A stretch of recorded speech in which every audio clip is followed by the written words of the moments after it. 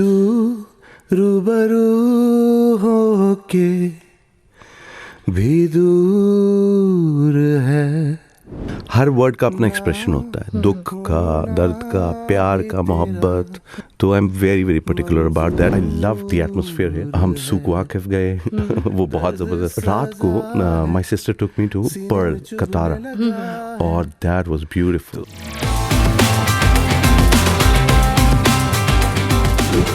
अस्सलाम वालेकुम लिस्टर्स, आप सुन रहे हैं स्टार स्ट्रक और मैं हूं आपके साथ आपकी आरजे मामिश खान। और आज बड़ा ही ज़बरदस्त दिन है क्योंकि आज हमारे साथ हमारे पाकिस्तान के और मैं ये कहूँगी कि इंडिया के भी, क्योंकि दोनों ही मुल्क इनको ऑन करते हैं, हमारे साथ मौजूद हैं इस वक्त शराज उपल साहब हमारे स्टूडियो में। तो उनको हम कहेंगे शो में वेलकम और साथ ही कतर में भी वेलकम कहेंगे। अस्सलाम वालेकुम सर। वालेकुम अस्सलाम, कैसे हैं आप मामिश? अल्हम्दुलिल्लाह मैं बिल्कुल ठीक ठाक, आप बताएं सर। अल्लाह का शुक्र, बिल्कुल ठीक ठाक अल्हम्दुलिल्लाह। और बहुत खुशी हो रही है कि आप इस वक्त हमारे साथ स्टूडियो में बैठे हैं। My pleasure ji, my pleasure. क्योंकि आपसे वहाँ लाहौर होते हुए तो डिफरेंट गाने जब रिलीज हुए वक्तन फवक्तन तो मेरी बात होती रही है मेरे ख्याल। बिल्कुल ऐसे ही है। लेकिन this is the first time that we are in the station. हाँ, और इसकी बात अलग होती है। डेफिनेटली जी, बिल्कुल। तो पहले भी आपका इंटरव्यू किया था हमने, काफ़ी एक बड़ा इंटरव्यू था और उसमें हमने काफ़ी सारी बातें की थी। लेकिन आज जिस चीज़ के लिए सबसे ज़्यादा मैं एक्साइटेड हूँ वो ये कि आप कतर में मौजूद हैं। तो कतर आपको कैसा लगा? बहुत ज़बरदस्त, बिकॉज यहाँ बहुत कम आना होता है। Although my sister lives here, but या ज़्यादातर अगर गल्फ़ में जहाँ दुबई चले जाते हैं या अबू धाबी। सो कतर में आके because there are some reasons, there are certain things that I don't find here, जिसकी वजह से कम आता हूँ मैं यहाँ पे। तो वैसे कितनी दफ़ा, मतलब कि पहली दफ़ा नहीं है? नहीं, this is not the first time. I am coming for the second time. Yeah I loved the atmosphere here. और मुझे यहाँ पे हम सूक वाकिफ गए वो बहुत ज़बरदस्त था।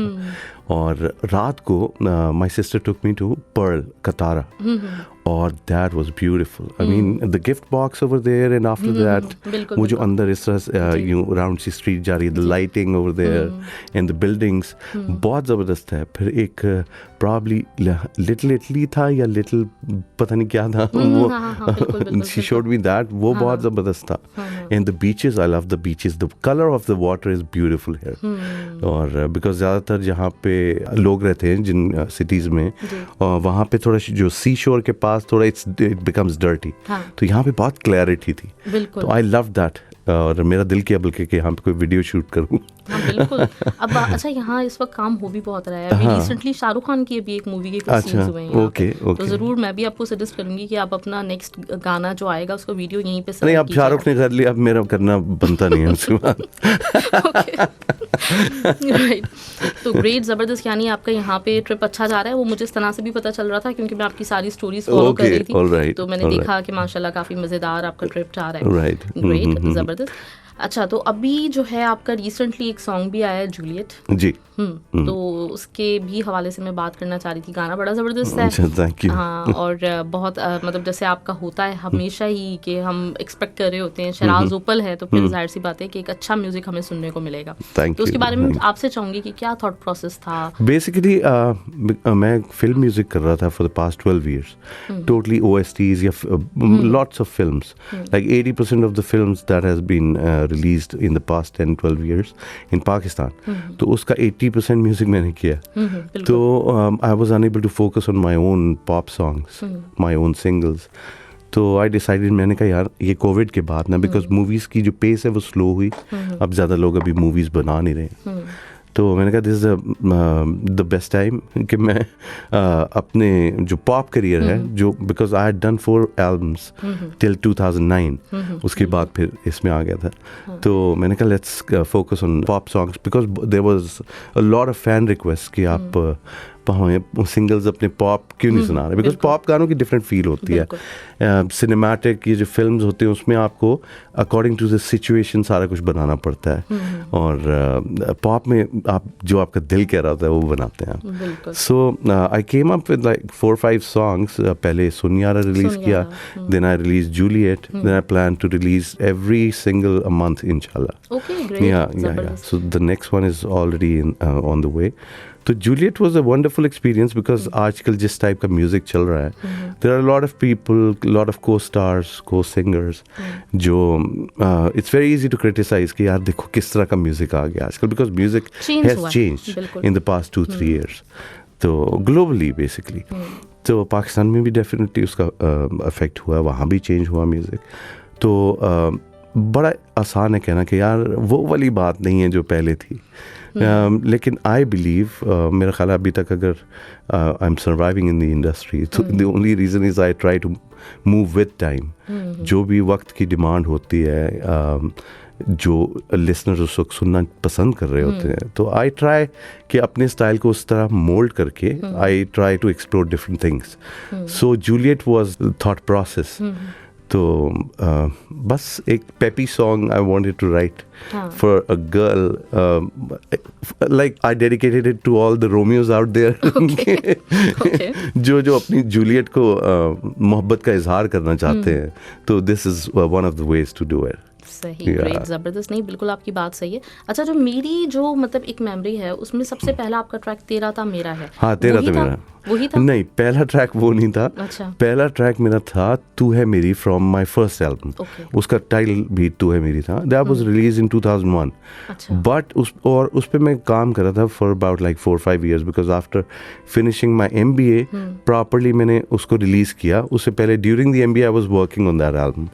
तो वो मुझे वक्तन फ़ौक्तन लग रहा था कि पुराना होता जा रहा है, because I didn't release it, और 2 साल गुजर गए। फिर मैंने कहा लेट्स रीडू द म्यूज़िक, फिर रीडू किया, फाइनली फिर 2001 में रिलीज़ किया उसको।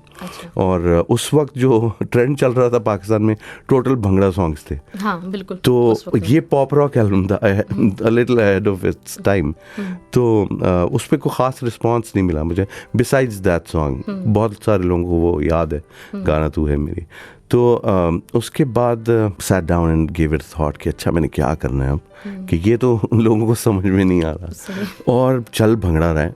I don't think I am a bhangra singer, although I got an award on the best bhangra song सैया में पे, बट मैंने कहा कि ये नहीं, तो क्या करना है। फिर मैंने कहा अच्छा मेरा जो स्टाइल है, बिकॉज एट दैट टाइम वो पॉप के अंदर भी थोड़ी फिल्मी फील एक मुझे आई लाइक दैट, तो I tried to blend it into the bhangra genre, और I came up with the song Tera Te मेरा। सो दैट बिकेम फेमस अल्हम्दुलिल्लाह। बिल्कुल। अच्छा, ये भी मैं आपसे पूछना चाह रही थी कि पॉप की तरफ से, मतलब पॉप करते हुए फिर फिल्म पे जाना, एक मतलब बिल्कुल एक डिफरेंट जॉनरा है। नहीं, फिल्म का मुझे हमेशा से शौक था। अच्छा। शुरू से when I started my career, तो मुझे था कि I need to do film, because मेरे जो गुरु हैं, मेरे उस्ताद हैं, दैट्स A.R. रहमान साहब, तो ही ओनली डज फिल्म्स, तो उनकी इंस्पिरेशन काफ़ी थी, तो I wanted to do the same. और तभी मैंने बताया कि तेरा ते मेरा में भी आप अगर आप और इसलिए मैंने पूछा, हाँ, उसमें भी फिल्म टाइप अरेंजमेंट है म्यूज़िक का। तो मुझे हमेशा से शौक था फिल्म करने का। पाकिस्तान में अपॉर्चुनिटी नहीं थी, तो पहली अपॉर्चुनिटी मुझे प्रॉब्ली मिली 2010 में पाकिस्तान के अंदर, although I had done it in India 2007 रोया रे धोखा फिल्म के लिए। और फिर ये 2009 या 10 की बात है जब बोल फिल्म आई थी, तो उसमें I produce a song which I made Atif Singh, होना था प्यार।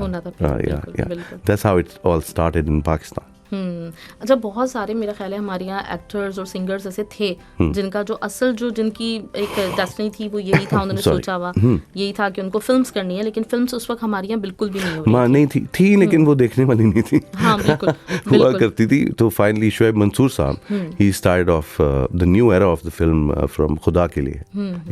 बिल्कुल। तो इस वक्त जो काम हो रहा है फिल्म्स का, जो फिल्म का म्यूजिक है, उससे आप कितने सेटिस्फाई हैं? जिस तरह की फिल्में उस तरह का काम बहुत अच्छा हो रहा है, फिल्मों से बेहतर हो रहा है काम।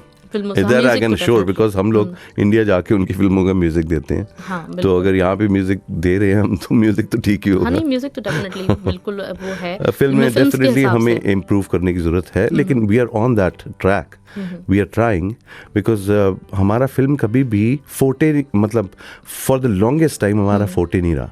हमारे फोटे थे ड्रामास, जो आज तक भी हैं, और बाहर भी बहुत शौक से देखे जाते हैं, इंडिया में भी बहुत शौक से देखे जाते हैं। हम उनकी फिल्में फिल्में देखते हैं बहुत शौक से, हाँ। वो हमारे ड्रामास देखते हैं, बिल्कुल और मेरा ख्याल है वो हमारे जैसे ड्रामास नहीं बना सकते और हम उनके जैसी फिल्म्स नहीं बना सकते। बिल्कुल। That's what I think. अभी बीच में जो कुछ मूवीज आई थी जैसे पंजाब नहीं जाऊंगा और बोल भी बहुत अच्छी थी, खुदा के लिए भी बहुत अच्छी थी, तो उससे तो एक्सपेक्टेशंस थी, मुझे लग रहा है I did the music for Punjab नहीं जाऊंगी, देन वो JPA ने जो लास्ट वो की थी, तो दोनों बहुत अच्छी थी। Nadeem Baig is a very good director, तो उसके साथ काम करने में भी मज़ा आता है, तो उसमें मज़ा आया दोनों फिल्में, और दे वर शॉट वेरी वेल। बिल्कुल बिल्कुल, दोनों मूवीज बहुत अच्छी हैं। तो अभी आगे का क्या कुछ मूवीज का इस वक्त सीन है? मैंने actually pre Covid I had done 4 movies, rather 5, उसमें से एक रिलीज हुई अभी, दम मस्तम, जो अदनान सिद्दीकी ने प्रोड्यूस की थी, इमरान अशरफ एंड आमिर खान, या तो वो रिलीज हुई, और बाकी 4 अभी पता नहीं कब रिलीज होंगी या नहीं होंगी। अच्छा, मतलब म्यूजिक उसका हुआ है? उसका म्यूजिक 3 साल पहले का हुआ है, 2019, 4 साल प्रॉब्ली। ओके, या सही। उसमें से एक हम टीवी की बहुत अच्छी फिल्म थी, जो स्क्रिप्ट बहुत अच्छा था, तो उसके लिए I did like 6 songs for that. सही। अच्छा, ये एक अजीब सी बात है क्योंकि पाकिस्तान में म्यूजिक की भी थोड़ा सा मतलब जो है ना अप्स एंड डाउन्स चलते रहते हैं। देखिए, अब पॉप म्यूजिक हमारा चलता रहा 2007-8 तक, उसके बाद पॉप म्यूजिक बहुत एक बैकफुट पे चला गया था, बैंड्स ख़त्म हो गए, बिकॉज उसका one of the major reasons कि हमारे पास पाकिस्तान में 4 म्यूज़िक चैनल्स थे टीवी के ऊपर, ठीक है, तो चारों ख़त्म हो गए, तो कोई चैनल ही नहीं था टू शोकेस योर वर्क, और YouTube was not that famous at that time, तो फिर पॉप पीछे चला गया, देन फिल्म म्यूज़िक आ गया, और जो रिवाइवल फिल्म म्यूज़िक के थ्रू ही पॉप का दोबारा हुआ है, और now I think again film music is at the back and pop is on the front in Pakistan। हाँ, वैसे पॉप म्यूज़िक हमारे यहाँ कभी मुझे लगता है कि बहुत अरसे के लिए आवाम उसको भूल नहीं सकती। हाँ, लेकिन भूल गई थी कोई 10 साल 12 साल जिसमें हमने फिर फिल्में मुझे लगता है कि भूल ही नहीं थी। हाँ, पुराने सुनते ज़रूर थे, पुराने लेकिन नई की चाहत नहीं थी प्रॉब्ली। नहीं, मुझे तो लगता है कि आवाम तो हमेशा चाहती है, लेकिन क्या वजह है, मतलब यही मैं जानना भी चाहती हूँ। नहीं, आवाम अगर चाहती हो तो वो कोई भी एक सिंगल भी, या जितने, for example I had done 4 albums, they did well, अगर मैं दोबारा फिल्म के दौर में उस दौरानी के अंदर अगर मैं पॉप गाना रिलीज करता हूँ तो it would not have been taken well. Seriously? Many people tried, but pop का कमबैक हुआ नहीं इस तरह। तो कोविड की हमारी वो जनरेशन कोविड की मेहरबानी हुई कि पॉप का, because there was a lot of emerging talent जिसने ये काम शुरू किया, मतलब पॉप के नए लड़के, और बड़ी सिंपलिस्टिक सी वीडियोस, वेरी सिंपल सॉन्ग्स, तो उससे मेरे ख्याल में लोगों ने दोबारा रिलेट किया पॉप के साथ। क्योंकि मैं अभी तक जो पॉप जो हमारा 90s का 2000 का आप लोगों की जो एल्बम्स थी, मुझे अभी तक मतलब वो म्यूजिक जैसा लगता है, या तो वो वाली एक बात है कि हमारा वो पास्ट है तो उससे हम थोड़ा सा कनेक्ट फील करते हैं, वो मुझे और आपको से लगता है, लेकिन हमने जो फोकस करना होता है ना, जो गानों को हिट या फ्लॉप करते हैं, दैट इज द यूथ। और यूथ हमारा खत्म हो जाता है कोई 27-28 साल की उम्र तक के बच्चों पे, 16 साल से शुरू हो गए, तो basic target in the focus is that market. तो उसको टैप करने के लिए उनको नहीं याद होंगे इतने पुराने गाने, उनको तेरा तो मेरा कभी नहीं पता होगा शायद। हाँ, हो सकता है। ठीक है, तो so we have to do new songs for them as well, so that they should know who are we. Exactly, बिल्कुल ऐसे ही। तो रिवाइवल आप अभी जैसे पॉप की बात कर रहे हैं कि इस वक्त तो है, मतलब इस वक्त जो है म्यूजिक पसंद कर भी रहे हैं, जूलियट भी आपका अच्छा गया, सुनियारा को तो लोगों ने बहुत ज़्यादा पसंद किया, तो ग्रेट। तो अभी और जो आपने बताया कि एक हर महीने आपने सोचा हुआ है कि गाने आएंगे, तो कुछ थोड़ा सा कुछ बताएंगे कि किस तरह के गाने? जो नेक्स्ट ट्रैक है वो it's a very sad song, अच्छा, because I love writing sad song, और but in a modern way, or it's very close to my heart, although all the songs are, but this one is something special because it somehow relates to my own life story, because pop mein hi hota hai, you express your own things, whatever is happening in your environment. So I love writing that, or I'm really looking forward to releasing it because I think people would relate to it as much as I do. Yeah.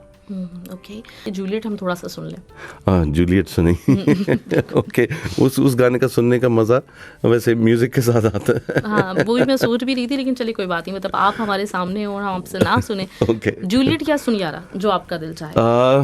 सुनियारा। तू रूबरू होके भी दूर है, ना होना भी तेरा मंजूर है, दर्द सजा है सीने में चुभने लगा है, तोहफा मेरा है ये दिल लगाने का, तू बेवफा है या इल्जाम लगा है, दिल पूछता है तू कहाँ, सुन यारा तू मेरा होके क्यों यारा मुझे ही देता रहा धोखे।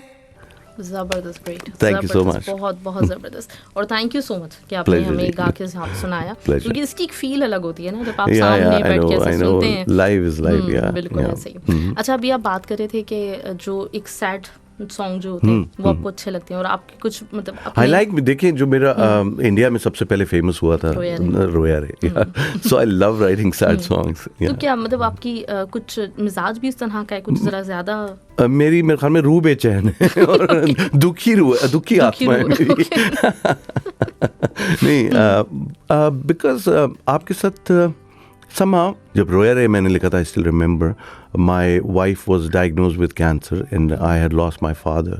तो Mukesh Bhatt he gave me a task कि okay, this is the situation in the film, और उसकी बीवी मर जाती है वहाँ पे, तो you have to come up with a song that should be very catchy. तो अब at that time, because recently wife को cancer diagnosed हुआ था, तो I had a lot of fear losing her. तो मैं उस चीज़ को जहन में रख के तो आई रोट दैट सॉन्ग। तो मतलब whenever I try to write, जिस तरह अभी फॉर एग्जांपल जूलियट है, तो it's about falling in love, expressing, तो ये इमोशन से इंसान सारी ज़िंदगी गुजरता रहता है, falling in love, falling out of love, being sad, being happy. तो उन्हीं इमोशंस को कोई भी आर्टिस्ट जो है वो अपने काम के थ्रू उसको जो फील कर रहा था उसको डिपिक्ट करता है या इजहार करता है उसका। तो कुछ लोगों को पसंद आ जाता है जिनका और भी दिल टूटा होता है, या कोई अपनी जूलियट बनाना चाह रहे होते हैं किसी को, तो वो रिलेट कर जाते हैं। बिल्कुल ऐसे ही, वैसे बात आपकी बिल्कुल सही है। अगर हम देखें तो हम ऐसी जो सैड फीलिंग्स होती हैं उनके साथ पता नहीं क्यों ज़्यादा रिलेट करते हैं। मतलब अगर हैप्पी मूड में भी हो तो थोड़ी देर के लिए कोई ऐसा गाना चल रहा हो तो हम रिलेट करने लगते हैं, कुछ ना कुछ हमें याद आ जाता है। हैप्पी में पता है, आई बिलीव कि हैप्पी में if someone wants to dance or if there's a party, so they would like to listen to those sort of songs, happy songs, right? But majority of the time when you're sitting idle or you want to listen to some music, so probably the sad songs, because they're slower in nature, they they touch you somewhere, or you get hooked to it, और आप उसको ज़्यादा feel कर पाते हैं उस वक्त। बिल्कुल। अच्छा, ज़िंदगी में ये जो इस तरह के फेजेस हैं, जैसे आपने भी अपने फादर का बताया, और ये तो जो काम आपका है, जो प्रोफेशन आपका है, उसमें डेफिनेटली मतलब आपने डील भी करना है लोगों से, आपने म्यूज़िक भी बनाना है, क्रिएटिविटी, तो कितना मुश्किल हुआ ये सब इन चीज़ों के साथ चलते हुए? नहीं, actually my father passed away in 98. He was a chopper pilot in Pakistan army. तो उनका एयर क्रैश हुआ था and he passed away in that. तो उसके बाद प्रोफेशनली तो मैंने बाद में शुरू किया था. फिर बेसिकली म्यूज़िक में जो जिस तरह मैंने बताया हैप्पीनेस आए या सैडनेस आए, तो आप छोड़ नहीं देते म्यूज़िक, बिकॉज एक आर्टिस्ट का कैथारसिस है म्यूज़िक. ठीक है, उसका एक्सप्रेशन है. अगर मैं सैड तरीन भी बैठा हूँगा, अल्लाह माफ़ करे, तो मेरा सबसे पहले दिल करेगा आई शुड क्रिएट समथिंग, क्योंकि मैं प्रॉब्ली किसी से शेयर नहीं कर सकता वो बात डायरेक्टली कि यार देखो ये हो गया वो हो गया. This is not my nature. और प्रॉब्ली बहुत सारे आर्टिस्ट ऐसे होंगे, तो वो फिर इस तरीके से एक्सप्रेस करते हैं. कोई पेंटर है वो अपनी पेंटिंग बना के एक्सप्रेस करता है, उसका कैथारसिस होता है. That's how they feel light and they think that their feelings have been shared. Exactly, क्योंकि वो एक मतलब हर किसी की लाइफ में, मेरी भी लाइफ में इस तरह के बहुत सारे वक्त आए जब शो करना बहुत मुश्किल होता है, हर इंसान की लाइफ में आता है. लेकिन फिर वो जब शो हो जाता है तो उसके बाद लगता है कि अच्छा ओके, मतलब अब थोड़ा सा कुछ बेहतर हुआ है. एग्जैक्टली. ज़बरदस्त, सही। और ये भी मैं साथ में जैसे भी अपने आयशा का जिक्र किया, एक तो मैं एक्सपेक्ट कर रही थी कि वो यहाँ पे होती भी ज़रूर, क्योंकि वो बहुत मतलब प्यारी शख्सियत हैं और उनकी आपके साथ बहुत कंट्रीब्यूशन भी रहा है उनका। अल्हम्दुलिल्लाह, डेफिनेटली बहुत कंट्रीब्यूट किया उसने। She supported me a lot emotionally, और जिस तरह जब भी मैंने when I started off music she stood by me. और क्योंकि आपका स्पाउस अगर सपोर्टिव हो तो it's a blessing in disguise, और ना हो तो मेरे ख्याल में कोई भी कोई बैंक में नौकरी भी नहीं कर सकता प्रॉपर तरीके से। बिल्कुल बिल्कुल। सॉन्ग जब भी आप कोई सॉन्ग बना रहे होते हैं तो उसका क्या प्रोसेस होता है, किस तरह से, मतलब आपको पहले लिरिक्स लिखने होते हैं, पहले आप म्यूज़िक कंपोज करते हैं? दो तरह के होते हैं। जिस तरह अगर जब फिल्म का गाना बनाते हैं हम, तो जो डायरेक्टर ब्रीफ देता है about the story and the situation, तो उसके हिसाब से पहले जो है my preference is to come up with a melody first, कि किस तरह की मेलोडी उस सिचुएशन पे सूट करेगी।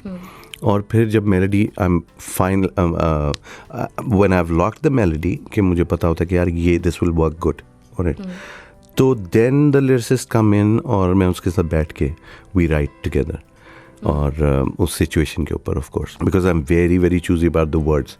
There are certain words that I don't like, मुझे पसंद ही नहीं है, अदायगी नहीं पसंद है, बिकॉज हर वर्ड का अपना एक्सप्रेशन होता है, दुख का, दर्द का, प्यार का, मोहब्बत, बारिश, आसमान, पानी, हर चीज़ का एक वर्ड का एक्सप्रेशन है अदा करने का उसको।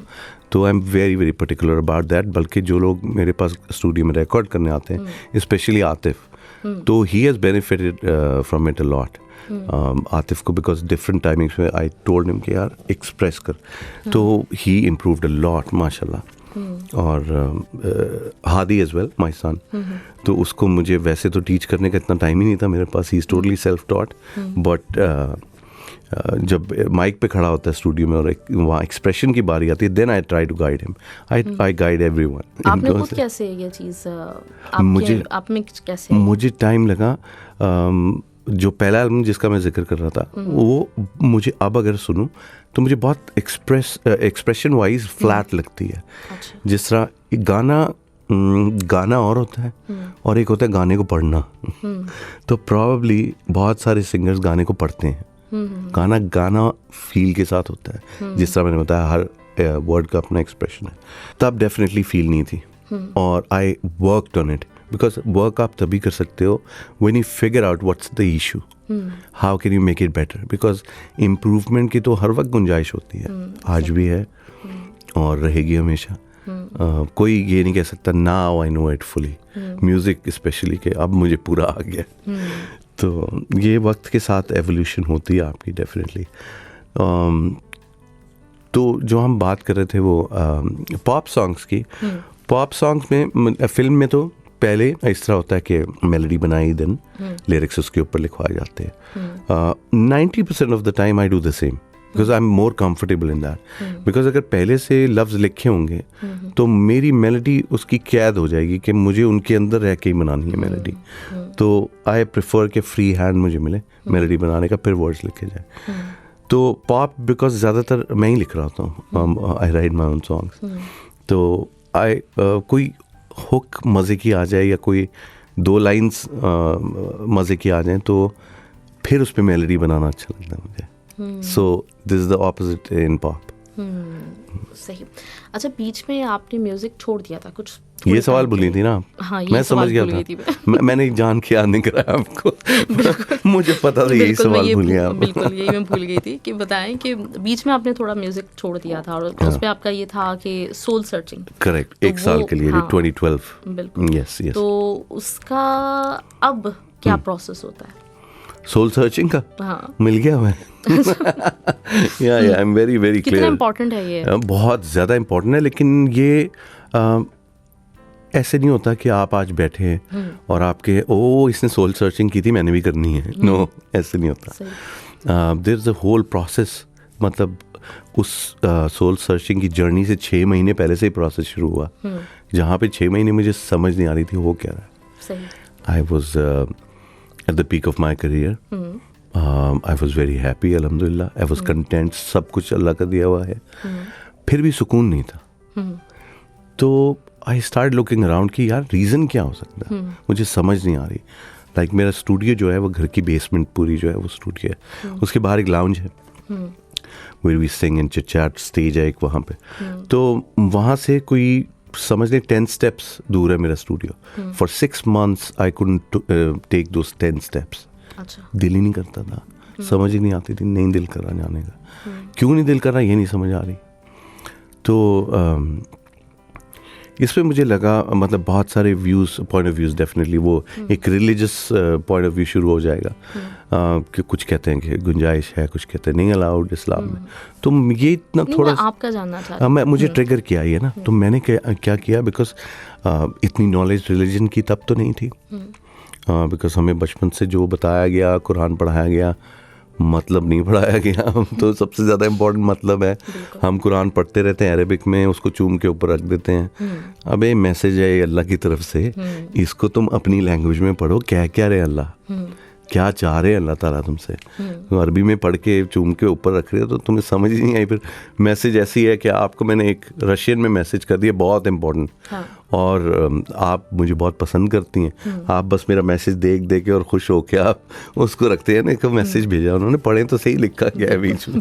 तो बहुत सारे मेरे ख्याल में पाकिस्तान, इंडिया, बांग्लादेश, यहाँ पे ये थोड़ा सा मिसिंग है, because it's not our native language Arabic जो है. तो कुरान की जो प्रॉपर एसेंस है वो अरेबिक के अंदर है. ट्रांसलेशन में जब चीज़ कोई आ जाती है तो फिर डिफरेंट पॉइंट ऑफ व्यूज़ बन जाते हैं. ट्रांसलेट किसी की कुछ होती है, किसी की कुछ होती है. तो मैंने इसी तरह यूट्यूब पे ना आई सर्च म्यूज़िक हलाल और हराम. तो I watch like probably 50 videos, और उसमें से 45 वर सेइंग हराम हराम हराम एंड 5 वर सेइंग हलाल, गुंजाइश है बिल्कुल है. मैंने कहा नहीं, ये जो 5 है ये ठीक नहीं बोल रहे हैं, वो 45 because majority is the authority वो सही बोल रहे हैं. मैंने कहा ओ देन यही रीज़न होगा फिर कि मुझे सुकून नहीं आ रहा, शायद मैं काम ही गलत कर रहा हूँ. तो मैंने कहा अच्छा, अगर तो ये गलत है तो मैं इसको छोड़ के देखता हूँ फिर कि ये मेरे ऊपर क्या इफेक्ट करती है. या इफ़ अल्लाह वांट्स दिस तो जिस तरह कहते हैं कि I would like to sacrifice my best thing for him. ठीक है. So I try to take that step. तो मैं सब छोड़ के I move to US with my family. वहाँ पे मैंने एक बिज़नेस, एक फ्रेंचाइज ली, और म्यूज़िक बिल्कुल भी नहीं कर रहा था. और वहाँ पे टोटल मेरी जो रिसर्च थी वो इस्लाम के ऊपर थी. कि मैंने कहा यार लोग क्या कह रहे हैं ये नहीं सुनना मुझे, कि वो क्या कह रहा है वो क्या कह रहा है, मुझे खुद फाइंड आउट करना है. Because I like to research. एक चीज़ की कोई भी टॉपिक हो उसकी डेप्थ पे जाने के लिए, ज़िंदगी का कोई भी टॉपिक, नॉट ओनली रिलीजन, मुझे उसकी डेप्थ पे जाने का शौक़ है. रूट कॉज पकड़ना होता है मुझे. फिर मैंने कुरान तो खैर तर्जमे से पढ़ा हुआ था, बार बार पढ़ा, तौरा पढ़ी, और उसके बाद बाइबल पढ़ी, और बहुत सारी चीज़ें, बहुत सारे हक़ाइक़ सामने आए कि मैन मेड क्या है और गॉड मेड क्या है. तो उसमें मुझे समझ आई वहाँ पे कि यार देयर वाज एन इवेंट जो कि A.R. रहमान के साथ मैं 2 कवालियाँ परफॉर्म कर रहा हूँ, वो सिराक्यूज़ न्यूयॉर्क के अंदर वन वर्ल्ड पीस कॉन्सर्ट के अंदर. तो वहाँ पे डेव मैथ्यूज़ और इस तरह के बहुत सारे वहाँ के टॉप के सिंगर्स थे. तो वो perform, we were sharing the stage. वहाँ पे जब 2 कवालियाँ परफॉर्म की, the performance is still on YouTube. तो व्हेन आई परफॉर्म कुन फयाकुन, so during the whole performance, probably that qawwali is for 7-8 minutes long, my eyes are closed. और उस वक्त बिकॉज अल्लाह और नबी का नाम सल्लल्लाहु अलैहि वसल्लम का नाम लिया जा रहा है, तो मुझे जो वहाँ पे फीलिंग आ रही थी ना, वहाँ पे 30,000 नॉन मुस्लिम्स थे. वो एक्सप्लेन नहीं करता इन वर्ड्स के वो मेरी कैफियत क्या थी उस वक्त. और वो कैफियत शैतान की कैफियत नहीं हो सकती, बिकॉज नाम ही अल्लाह का और रसूल सल्लल्लाहु अलैहि वसल्लम का लिया जा रहा है. ठीक है. तो उसमें ना दुरूद पाक आता है बीच में कोई 4-5 दफ़ा with music, and towards the end सल्लल्लाहु अलैहि वसल्लम विदाउट म्यूज़िक काफ़ी देर वो हम करते रहे. तो what I could hear was the whole crowd humming along सल्लल्लाहु अलैहि वसल्लम, हालांकि नॉन मुस्लिम है. तो उस वक्त मुझे it was going live in 62 countries. और मुझे AR कह रहा है उठो, ख़त्म हो गया.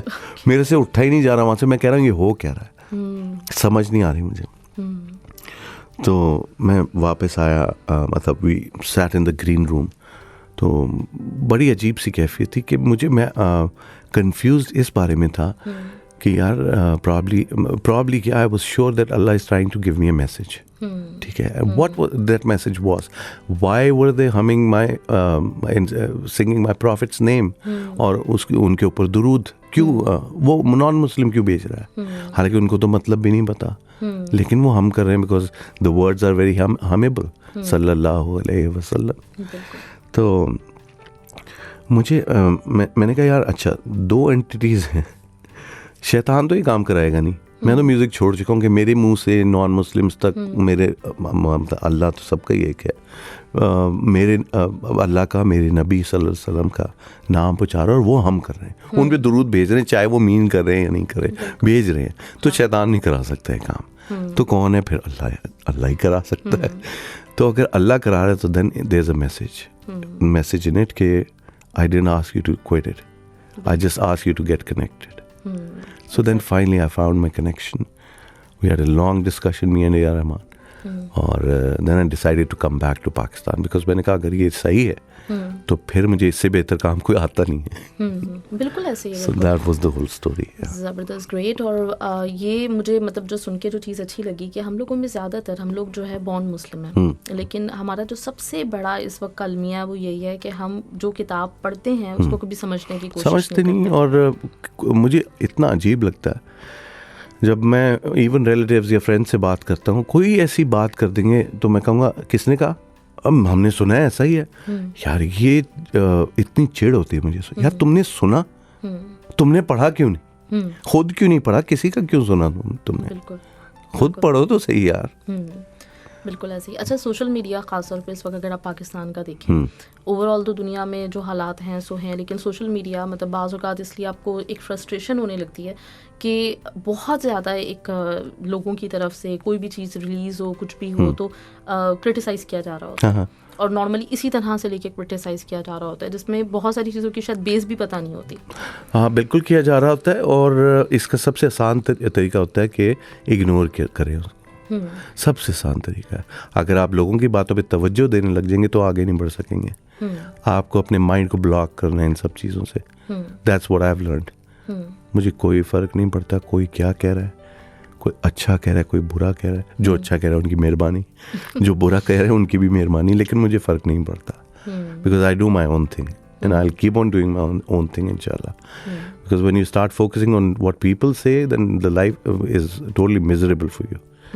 You have to stop believing in it कि लोगों के हाथ में है कि वो आपको बताएं क्या अच्छा है क्या बुरा है। आप कितना यूज़ करते हैं social media? I do it, जैसे सब करते हैं वैसे ही मैं भी करता हूँ। और आप कितने सोशल हैं? सोशल बहुत कम हूँ मैं। After my soul searching, I've become like very anti-social. Because जब लोगों की रियलिटीज़ आपको पता चलनी लगती है ना, उनके हिडन मोटिव्स आपको समझ में आते हैं कि अच्छा if that person is coming after you और he is trying to be friends with you, what is the hidden motive behind it. तो वो जब आपको समझ आता है तो आपको दिल ही नहीं करता ऐसे लोगों से मिलने को, मतलब एटलीस्ट मेरा नहीं करता। अच्छा, अभी रिसेंटली जो हादी की नात आई है तो बहुत लोगों ने पसंद किया, माशाल्लाह, इट वेंट वायरल पाकिस्तान में भी डेफिनेटली, और यहाँ भी बिल्कुल लोगों ने बहुत ज़्यादा उसको अप्रिशिएट किया। तो उसमें जो एक फील मतलब माशाल्लाह जो हादी के फेस पे भी एक आ रहा है, तो आपको क्या, आप अभी जब आप हादी को देखते हैं वो भी अपनी बिल्कुल इस वक्त यंग स्टेज पर है, तो अपने आप को और हादी का जब कंपैरिजन हो तो आपको लगता है कि जो आप अपने लिए चाहते थे वो हादी में है, वो चीज़ें वो अचीव कर रहा है? Definitely I think comparison won't be the right word, because comparison तो बनता नहीं किसी का किसी के साथ, हर किसी की इंडिविजुअलिटी है। लेकिन जो मैंने नहीं भी सोचा था वो माशाल्लाह उसके अंदर है। मतलब he is a very powerful voice, माशाल्लाह, very good control over his voice in vibratos. ठीक है, जो म्यूज़िक को समझते हैं थोड़े वो शायद इसको समझ रहे हो मैं क्या बात कर रहा हूँ। तो जहाँ तक एक्सप्रेशन की बात है, he needs to work a bit on the expressions. वो मैं उसको वक्तन फ़वक्तन, because he is young at the moment, तो वो टाइम के साथ ही आते हैं। आपको गाना बहुत अच्छा आ जाता है, पक्के सुर लगाने आ जाते हैं, बट एक्सप्रेशन वक्त के साथ आता है। तो I am very proud of him, अल्हम्दुलिल्लाह, कि ही इज़ सो टैलेंटेड माशाल्लाह, and I am blessed to have him as my son. बिल्कुल। अच्छा, कहाँ अभी जैसे अगर आप हादी के लिए सोचें तो अगले 5-10 सालों में आप हादी का क्या फ्यूचर देखते हैं? देखें, वो ऑलरेडी 2 मूवीज़ के गाने कर चुके हैं, तो और उसकी जो आवाज़ है वो प्लेबैक में it's very very suitable, that's what I think, because I had been doing film music for so long, और मुझे पता है क्या क्या आवाज़ किधर सूट करती है। तो he has a very versatile voice, जो डीप वॉइस, जो मूवीज़ में बहुत अच्छी लगेगी प्लेबैक सिंगिंग के अंदर।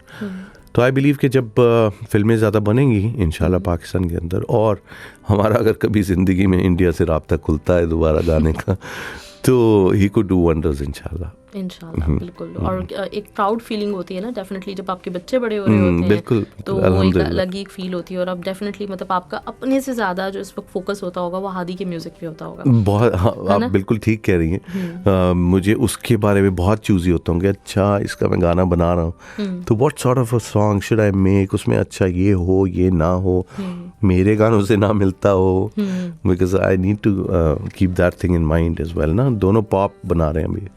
या बिल्कुल, ग्रेट सर, बहुत अच्छा लगा एक दफ़ा फिर आपसे बात करके। Thank you so much. मैं चाहूँगी कि आप बार बार आते रहें यहाँ पे, और हम आपको इसी तरह से वेलकम करें। थैंक यू सो मच जी, thank you, thanks a lot. Okay, अल्लाह हाफिज़। अल्लाह हाफिज़।